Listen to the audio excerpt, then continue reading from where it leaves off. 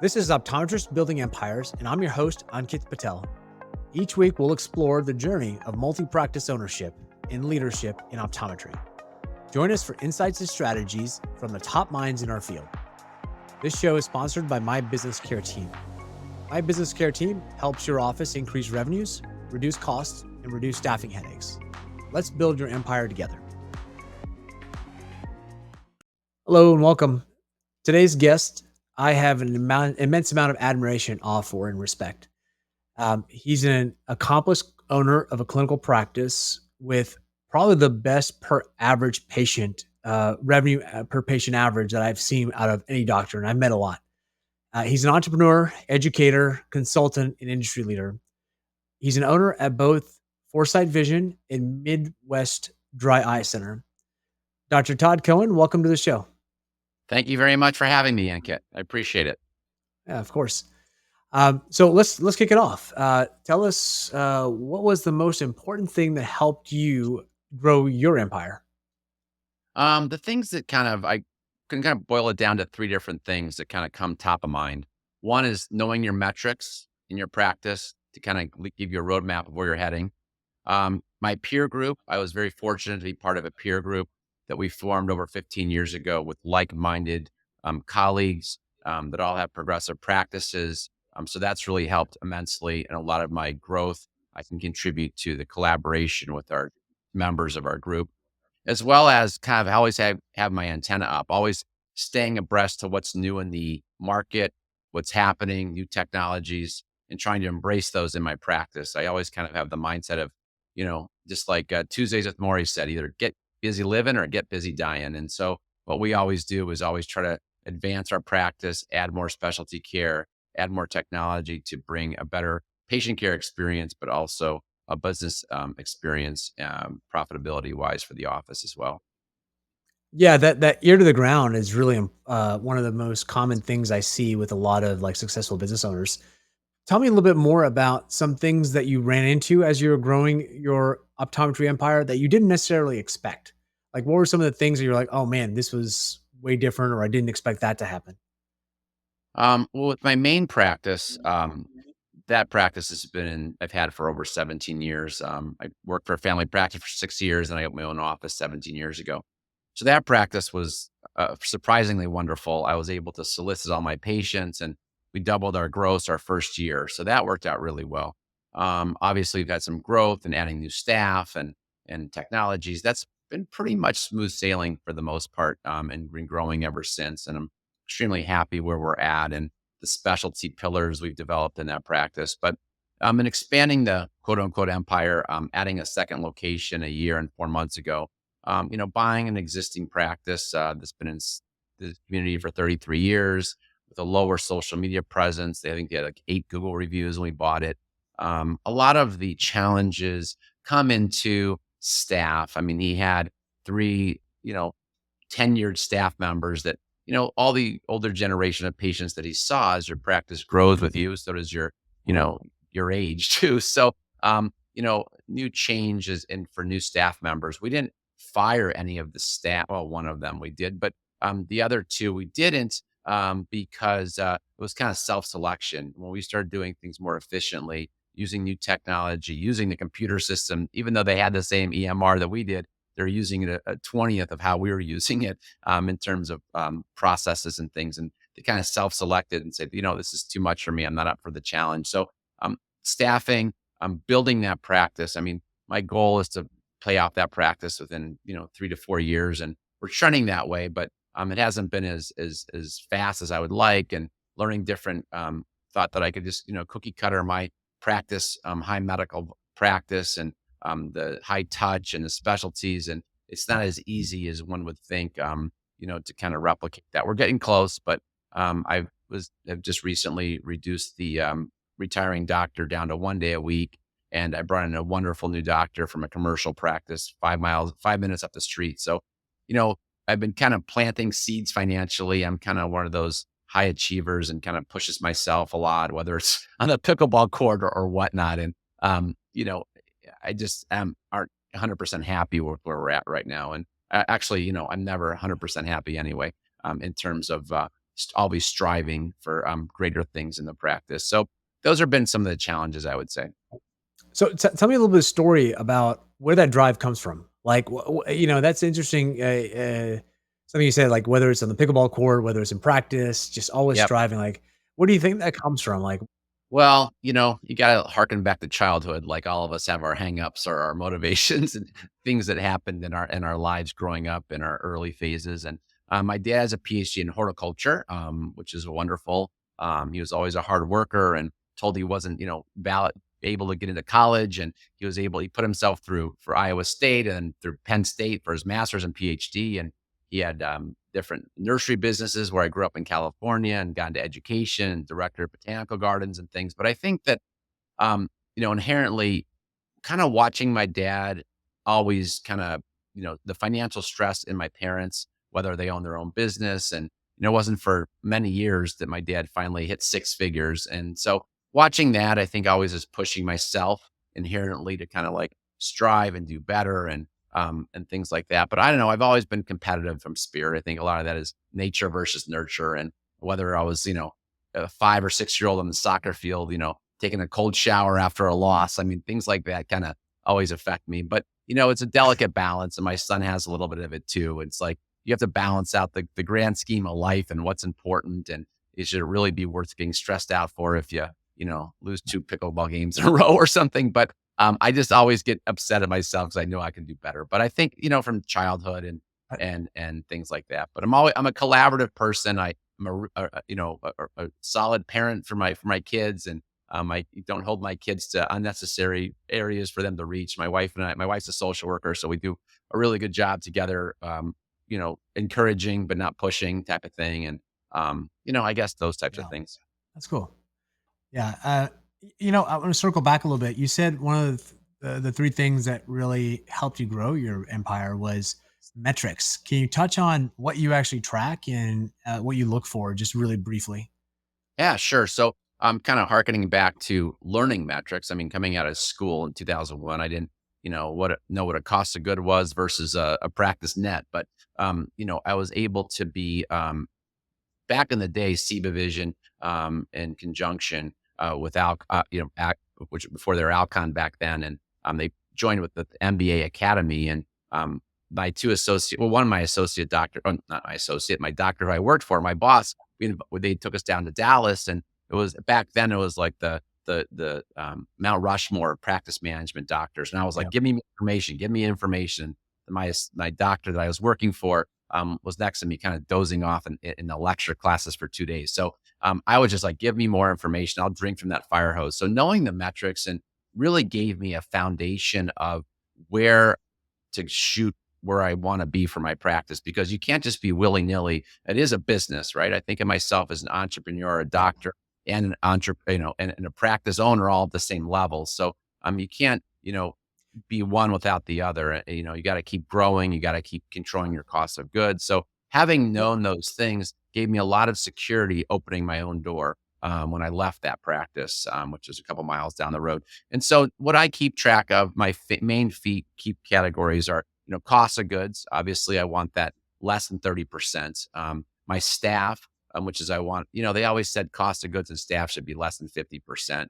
And obviously rising staff costs. You got to make sure you're associated with the right buying groups to get the best discounts, whether it's for your contact lens purchases, whether it's for your lens purchases, your frames, so on and so forth. So keeping track of those two is extremely important when that's half your business, financially. Because it's really easy to say, "Oh, we need somebody else in the front door, front desk. Let's hire another staff." Well, I was written up in one of the books from one of the practice leaders saying that you can generate $300,000-400,000 or more per staff member. It can be done.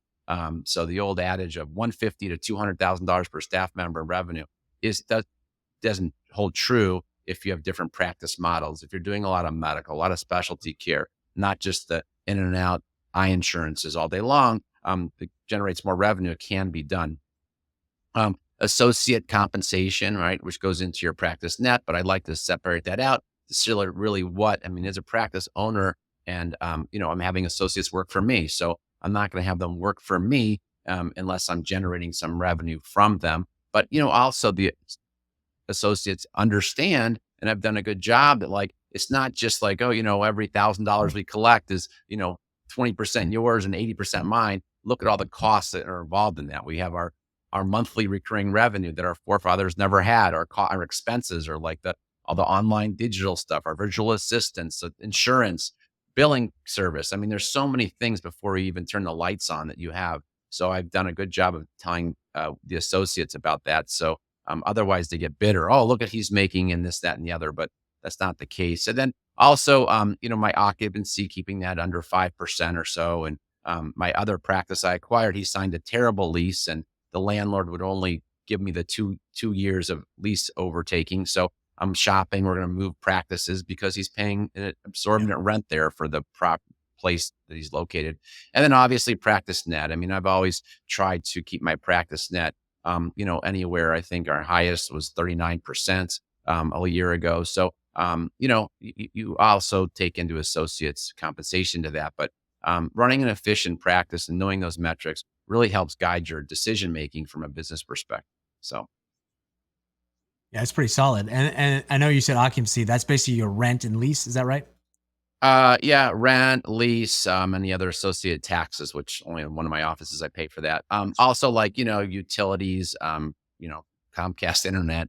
Anything to have the doors open, right? Like all the basic infrastructure. Yeah, yeah, yeah, like gas, electricity. And for you, I know you're in the Chicagoland area, so I imagine that's a lot more expensive than somewhere in the, somewhere in the middle of rural Kansas. So, yeah, absolutely, that's interesting. Yeah, I mean, I've toyed with, and years ago, I've toyed with buying buildings, and I've looked at places, and I want to geographically stay in my one suburb I'm at right now, and it just was not cost effective to buy a place. I looked at it, and it just wasn't. So, as much as I hate paying rent, it's a trade off of whatever. But at 50 years old, I'm not going to buy a place. Yeah. Oh, fair enough. Fair enough. It's interesting. So what I'm hearing is that you have these unique metrics, and did I catch that right? That you're is it per employee revenue or is it per associate revenue? Where it's like instead of 150 being the baseline, you do double that, like 300 to 400. I mean, in our main location, we're over $400,000 of revenue per full time employee. And is that with associates or without associates? No, no, that's just staff costs. You look at staff It's just costs. staff. Okay, just wanted to make sure I clarify that metric because that's a really interesting metric that I like tracking as well. Yeah, you look at staff costs. Yeah, yeah, it kinda helps balance staff cost to revenue production, yeah, absolutely. Mhm, mhm. Um, now, you hit on it a little bit, you said staff costs are going up for you. Sure. Um, how are you dealing with that? Any insight into that? It's really hard. I have, yeah, moral dilemma as a practice owner that, one of my employees, I hired her from an optical place. She was $11 an hour back then. I gave her a 10% raise, and she was smiling ear to ear, so happy because coming out of the corporate environment, and now she's well above that. But, you know, how do you go through the process because salaries are so high with adding new staff? It's very tricky when you add a new staff member at an hourly rate that your tenured employees are already at. So, how do you say, okay, well, I'm going to give everybody a raise? Well, obviously, it's a confidential, discussion you're having with the new hire, but it's hard when you have Mhm. tenured long employees that are, doing everything they can for your practice. Don't take advantage, don't take extra sick days, don't come in late, have grown immensely with the practice, and you're hiring a new person at their same pay rate. It's kind of tough. So Yeah, it's a struggle, it's dilemma because the talent pool these days.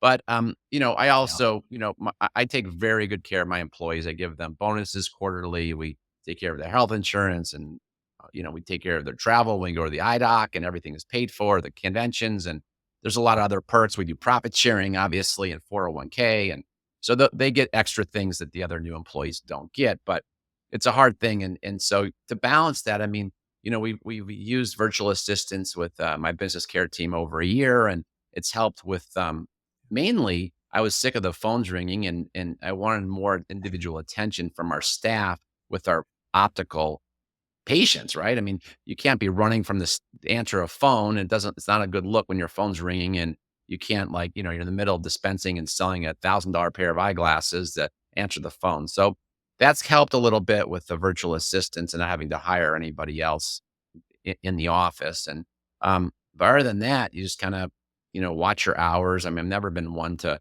if I'm out of the office, I don't cut people's hours, and I never do that. Some people do that, but I mean, you just do the best you can in terms of that. And you know, thankfully, we've only had one unemployment claim we've had to fight, and we won. So our employment security taxes aren't that high. But yeah, I guess that's how you do it. Any other insight? I'm open to your suggestions, Ankit. Yeah, I mean, there's definitely a lot there. I can tell you one thing that we've done is we set pay bands and we set specific targets. So you have to have a certain skill level to be at a certain pay level. And our more experienced people, you're right, they get more perks, they get more PTO, they get bonuses and things like that that you folks don't get. So you could theoretically have someone who's very experienced in the industry, who's new to our company, and someone who's been with us for a while be making the same base pay, but the one who's been with us for a while will have a lot more upside because of the bonuses and other categories. But it's easier to justify that because we say, hey, this is what you can do, or you've demonstrated that, and that's why this is the pay bracket that you're at. Hmm. But yeah, no, we virtual assistants, right? Having that as well has been critical for us. We started it off just because it was hard to be consistent across different offices. So yeah, that's been a very big help for us. And we did something similar when we were able to take a lot of the work off the load of our staff. We just needed fewer staff, and the staff that was left, we were able to pay them more, provide some sort of healthcare coverage, reimbursement, and other benefits like 401k and things like that. And so it's a nice positive flywheel for us. Um, Hmm. so, what are you excited about for the future, like of optometry, of your businesses? Like, what excites you the most? I think what excites me the most is kind of shaping the clay of the second practice to really get it to a point where it's you know to a point where I'm happy with it. Hopefully in the next year with the addition, and it kind of a big build I think will happen next 18 months with the new doctor and bring her patient base from there. In optometry, I think that further specialization. I hope that are unique in terms of the dry eye space, and our myopia management has just grown immensely over the years. And, I want to be the spot for those in our area. A lot of our peers aren't doing those or aren't marketing it correctly or building it that way. And, I just hope that in the industry, a lack of commoditization when it comes to dry eye stuff doesn't really happen like it has in contacts and glasses and things. And a lot of some of the big, private equities are saying, hey, we want to try to do a money grab and maybe start this dry eye thing, but they're not, they might market it and have bigger marketing dollars, but they're not going to do it the same way or as uniformly.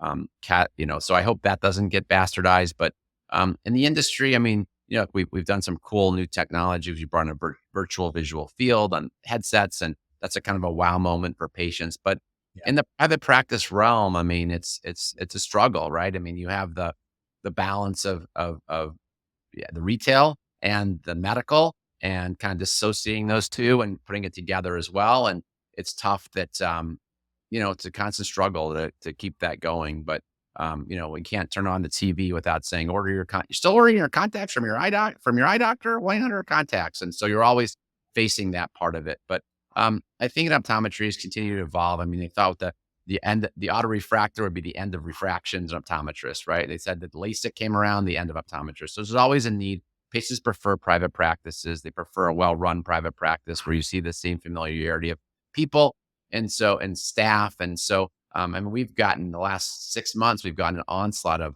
job applicants from practices that were private that are now private equity acquired. And I think that the staffs aren't happy at those locations where they used to, do things A, B to C, and now they gotta go A, B, C, D, E because of the corporate oversight. So it'll be interesting how that kind of plays out too. You said something interesting in your the first question I asked that you keep your ear to the market. Um, what, tell me how you do that. Like how? So you have some really good insights into what the future might hold. Where do you find your information? How do you think about it? What does that mean to you? Keeping your ear to the ground, ear to the market. As much as you don't want to, you got to check social media, see what's kind of going on. Pay attention to your emails. My study group is an important thing.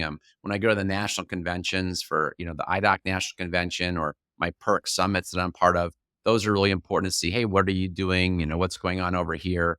I don't know how many people. I usually when I go on trips, I catch up on all my journals. And I'll tear off sheets or work on things to apply. But I listen to several optometric podcasts, both for business and clinical things to kind of hear what's going on. And you always have to be kind of evolving and keep your ear of what's going on because I don't want to be the FOMO person. I want to be the person that's new that brings in new technology and starts off with it and kind of. I've always been one to kind of just press the button and let's go. But to that statement, I've done a lot of consulting with other doctors and they just don't they'll buy a machine at the end of the year and then it just kind of sits idle and they don't have a practice implementation plan and it just kind of goes by the wayside and it becomes an expensive coat hanger. And you hear it on all the ODs different Facebook groups that, well, I'm selling this, I'm selling that because it just couldn't work in my practice. Well, what couldn't work in your practice? Is it you not making it work?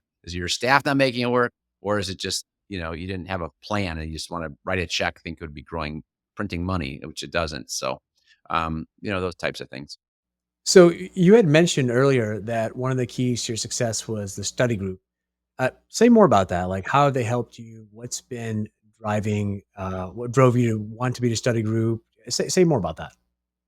So a bunch of us, 4 or 5 of us were sitting in an Alcon speakers training 15, 16 years ago. And we kind of got the idea. I got seated next to one of my best colleague friends of mine and we started talking and we're very like-minded and like, you know what, we should collaborate and do some things together. And so we get together annually, used to be twice a year, but we initially we go to people's different locations across the country. There's 12 of us, but what's really contributed is we kind of look behind the curtain in terms of our practices. We present our practices for a half hour, say what's the state of affairs or the a state of the union address of our practice. And during that 30-minute session that we kind of start everything off with, people say, "Hey, Todd, how come your capture rate was only here?" Or how come this is this contact lens capture rate or so on and so forth. Or they challenge you, right? No one usually challenges you on a day-to-day business basis. You know where things should be going aside from challenging yourself, but having a third eye at looking at things is really important externally. Um, Also, we talk about what's new in our practices. I mean, I'll case in point, about 12 years ago, one of our people in our group is a very national, international speaker and had a really good connection with the founder of LipiFlow. And we actually got to meet Donald Korb, the creator of Tear Science and LipiFlow. And because of that meeting, Ankit, I'm a dry eye specialist now. Obviously that was step one, bringing in the LipiFlow, but we had a plan. There was 5 of us that purchased a LipiFlow at that meeting. And we just kind of hit the ground running full steam ahead. So that spurred me into that. If it wasn't for that, would I have gotten into dry eye? Probably eventually, but not to the level that I have now and got my associates into it and have become a top 10 LipiFlow, practice in the country because of that. Um, so the base of the study group is learning what's new, talking. I mean, we text all the time. Hey, you're not on an island. That's the biggest thing, and that's why I encourage people to be part of national conferences and national groups because you have the support, right? I mean, the guy in South Dakota is struggling with staff just as much you are in Chicago, or the guy in Nebraska is having a hard time converting dailies to monthlies or monthlies to dailies, I should say, just like you are. So there's lots of camaraderie. There's lots of shared pain points, lots of things you may not have thought about, right? I mean, I talk to my friends that are dentists and endodontists, and sometimes I get pearls from them while we're drinking bourbon once a month at our catch up guy nights. But you learn different things from different practices and different enterprise different industries as well. But that's been the most important thing is to not only the accountability aspect of it, but learning what's new, try to emulate someone else's plan. I mean, one of our peers is in Minneapolis and she's gotten revision plans. And yes, it's been painful, but she's rock and rolling with it. So, having someone else, I wouldn't have bought the second practice had I not run it through my obviously my financial business advisors and my accountants, but a lot of my peer group, I bounced it off of them and said, what are your trials and tribulations? Is it worth it? What are the potentials? What have you seen? Have you brought in a doctor from a commercial practice? What's your been experience? I mean, there's so much that goes into it that you're not getting none from your social media OD groups. You're just not. And so those are things that are really important and things like that. I mean, having said that, I would never do it with the guy that's at 5 miles from me. So it's really important to geographically spread your peer group out. I mean, I've been asked to give lectures and do things, and I always tell the reps, I'm like, I'm happy to, but within a certain radius, right? I mean, I'm not going to give them. This one practitioner wants me to consult with her for her dry practice, and she's like 8 minutes down the road. I'm like, I'm not giving you our market. We spent time and energy and a lot of resources to build where we're at. I'm not giving you the key to the kingdom because I'm doing consulting with you. So you got to be strategic about it. Um, you know, but in terms of the peer group stuff, it's been invaluable. So we'll shift gears just a little bit and dive into more about dive into more of your personal side and what makes you tick. So can you take me back to a time where think back to little Todd, I guess. We Mhm. touched on this a little bit, but did you know you wanted to build an empire? Like, give me some high impact moments in your life that kind of really said like, okay, I really shifted the direction of my life, or this really impacted me to want to build an empire. Kind of talk through some high points of your life for me. Okay. So I know, like, I talked earlier about my dad and my parents. My parents always instilled, they said, you know what? Find a profession, find a place where you can kind of hang a shingle. My dad being director of botanical gardens, there's not a botanical garden on every corner. So you couldn't really pick and choose where you wanted to be. And so I always wanted autonomy. I wanted independence. And I value family a lot. I mean, when my son was playing high school tennis, I mean, I don't care. I scheduled myself out of the practice to see all of his tennis matches. I mean, life is too short. You be hit by a bus tomorrow. So I wanted the independence, the flexibility. I value family time and flexibility just as much as I do taking care of my patients. More so my family, but obviously, so that's one key moment. Another key moment I think is when I was an associate at the practice for 6.5 years. I mean, he was bouncing bills from one lab to the other. We'd have to kind of, tell patients, "Oh, your frame's on back order," when the truth actually was he couldn't pay his bills. And so he was, using Peter to pay Paul. Okay, here's $500 to this lab this month and 500. So it was a poor business management. So I said, I never ever want to be like that. I want to be in control of my destiny. I want to be able to steer my practice how I want to steer it. And then, in terms of the specialties, I saw that, Dr. John McGrill when I was a fourth year doing like my internships, he was in St. Louis. He goes, Todd, he goes, just whenever you do with your career, don't be spinning and grinning all day long. One or two, three or four, which is better. You have to diversify your practice. And you could see the writing on the wall that commoditization of glasses and contacts aren't going to keep bread on the table or keep your staff happy or keep growing the practice in terms of that. So it was really important to establish the private pay specialties that keep your practice as a destination for other practices, for one. And number two, to keep bringing in revenue that isn't controlled by third party. And tell me a little bit about. So I'm asking you a little bit different question. If you could go back in time to say, let's say about 4 days after graduating OD school, what would you tell yourself now that you have a career of experience? What would you tell yourself going back to your 4 days after graduation self? Sure. So I was fortunate that I had in March before I graduated, I had two jobs. I got two jobs in the same day. One, I was doing nursing home care as independent contractor, 4 mornings a week from 7 a.m. till 12 o'clock in the afternoon. Run out to the practice and work till 8. And so I worked really hard. And between both jobs that I had upon graduation, that I already secured, when I started working for the private practice, he's like, "How much are you making?" Like I told him, he goes, "That's as much as we make." I'm like, something is off. So having to your question about 4 days after graduation, stick to your intuition, stick to taking care of patients.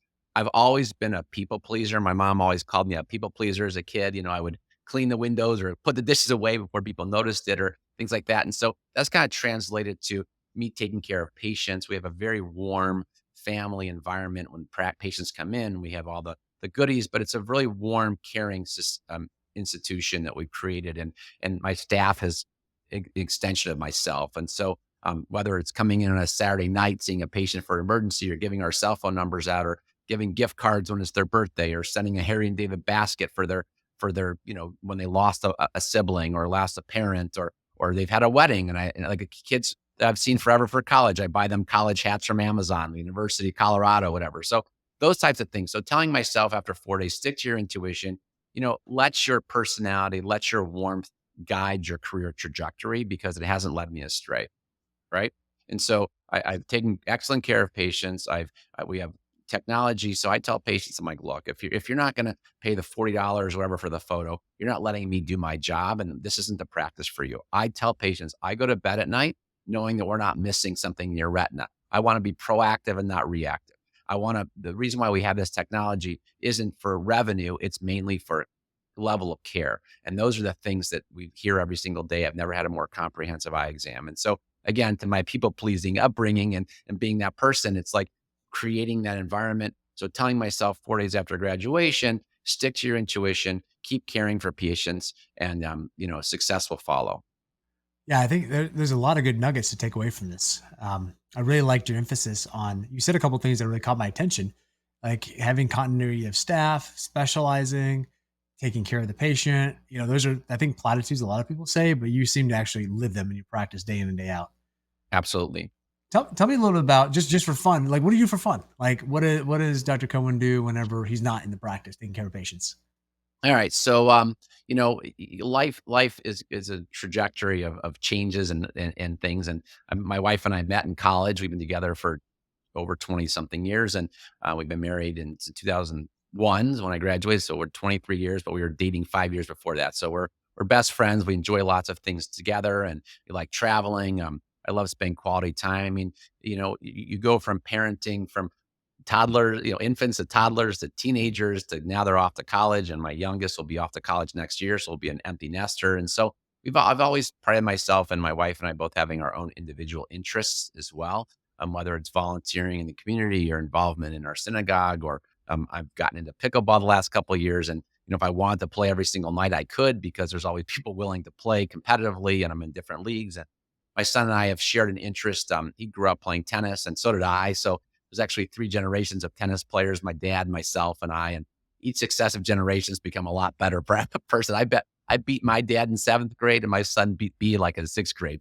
So after, he played high school tennis and things. And so, but then during COVID, he and I share the interest, and we're best friends, and we do a lot of common interests. And we play disc golf. We do disc golf tournaments. That is kind of fun for me, because again, my competitive side, it's like I can at least hang with him, and he's not destroying me on the tennis court, on the disc golf course. So that's kind of fun, and I enjoy a lot of walks. And my oldest went off to college. My wife and I got a Yorkie dog. We've never had a dog, so it's kind of our new Yes. focus, and lots of fun with that. And usually my wife is home, his feet don't touch the ground because she's in his arms all the time.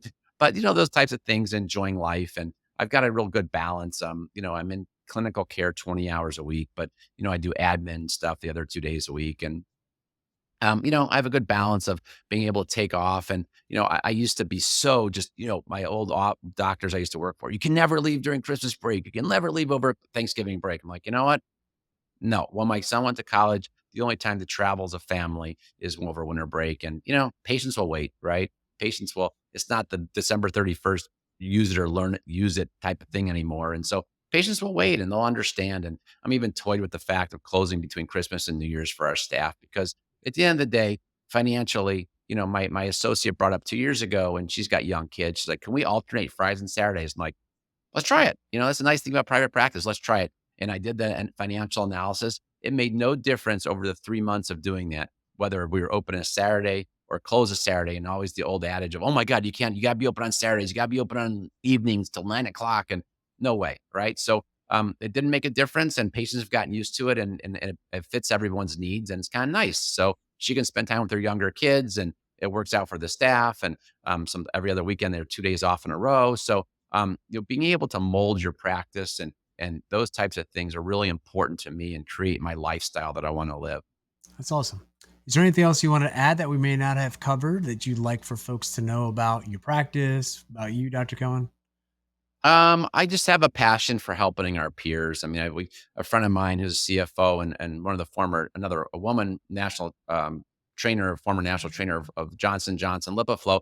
We formed a company called Orbital Healthcare Solutions to help practitioners. We've run a couple of dry leadership academies, and we're going to do another one probably end of the fall. And so it's just helping our peers diversify their practice. I mean, one thing you notice as a practitioner that does a full care and optometric medical billing and coding and things is that I hate when patients come in and say, "I've never had this done before from another doctor," or I'm like, "Well, they've undercharged you. They've never charged you a contact lens fitting. Are you kidding me? They've never adjusted your medical. They've never billed your medical insurance for a same level of care for something in your retina that if you go to an ophthalmologist tomorrow, they're going to be billing the same thing." I mean, so you got to value your services, and it just is frustrating that there isn't uniformity across the country in terms of our colleagues because you have all the commoditization of eye exams and free exam with eyeglasses. Give me a break. It's like, so it's just become a 1-2 out the door, and it's really lost the level of care. And I mean, even when it comes to myopia management, I mean, it drives me insane that, patients come in from these commercial practices and our peers know Ortho K has been around for FDA approved since 2003. It's not new, but how could they on good faith be giving a stronger prescription every single year if you're in the our oath is to take the best care of patients and give them opportunities. I mean, my ego goes out the door. I'm in the exam room. If a patient has a complicated vision therapy case or something that needs one of my colleagues, I am the first to refer them. Even if they came in as a referral. The other day, I had a referral from a lens crafter's doctor for vision therapy. I said, you know what? This is a very complicated case. At the end of the day, I want what's best for your child. And I know that your child will be better served with a subspecialist, even though you referred to me. So I have no ego, and I wish that our colleagues did the same thing when it comes to dry eye management or medical management, and at least there's more uniformity because it's just upsetting. I guess the same thing happens with internists and different doctors and things too, but it's just frustrating that you have to like re-emphasize and value. I mean, lawyers are, we've all dealt with lawyers. They're not shy. I mean, every 14 Oh, minutes. Even if it's 15 minutes blocks, they're charging you per minute. They're charging you for a half hour, even though it's 16 minutes, and they're charging 250. It's like unbelievable. It's like we don't does aren't at that pay scale we should be because you shouldn't be embarrassed to ask what you've done. And patients might say, "Oh, you only spend 5 minutes with me." I'm like, well, I could have spent an hour with you, but my 30 years of practice have got you in and out of here in 5 minutes. We got you the right answer right away, So it's just that's one of the frustrating things in our profession that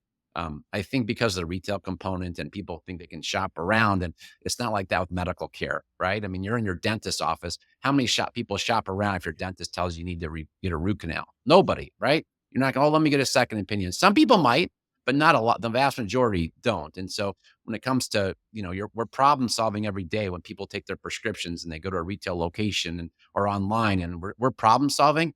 An attorney would be, you know what? Bring me that contract. I'll charge you 250 to look it over. We're not doing that. We're giving too many doctors are giving their services away for free. So that's kind of one of the things that yeah. I feel kind of frustrated with in our profession. But that's about it. But in terms of the consulting, I do consulting and I help with practices with dry eye implementation and staff training and things like that. Our team is really good at that. So um, I guess Ann could put our email in the links at the end. But that's about it. I care a lot about the profession. It's been wonderful for me. It's created a great lifestyle. It's not monotonous, where you could take care of kids to adults and everything in between. So it's been a wonderful career choice. And there's been a lot of negativity of would you tell a new grad to come out? I mean, coming out these exorbitant loans is a tough thing, but if you follow your path, follow your passion, success will follow, both financially and personally. And so, and do that. If people want to connect with you, we'll put all the links in the show notes. We have your LinkedIn, your Twitter, your company website, which is foresightvisioncare.com, and then your email, which is tcohen at orbitalhealthcaresolutions.com. Right. Cohan. With the AS, with an A, TCOHAN at orbitalhealthcaresolutions.com. And so I want to thank you again, Dr. Cohen, for being on the show. My pleasure. And thank you for the audience. And if you learned anything today, had any kind of emotions, a laugh, please tell someone about the podcast. And thanks again, Dr. Cohen. This has been an exciting episode of Optometrists Building Empires, and we'll see you next time. That's a wrap on another episode of Optometrists Building Empires. Thanks for joining. For show notes and more, visit buildingempires.live. This show is proudly sponsored by My Business Care Team. My Business Care Team was born out of staffing challenges my wife and I faced together, managing multiple optometry locations. We refined our approach at Classic Vision Care and now offer our expertise to others. If you're experiencing challenges with staffing and you'd like to set up a discovery call, we'd be happy to help you and connect you with the right resources. We'll see you next time.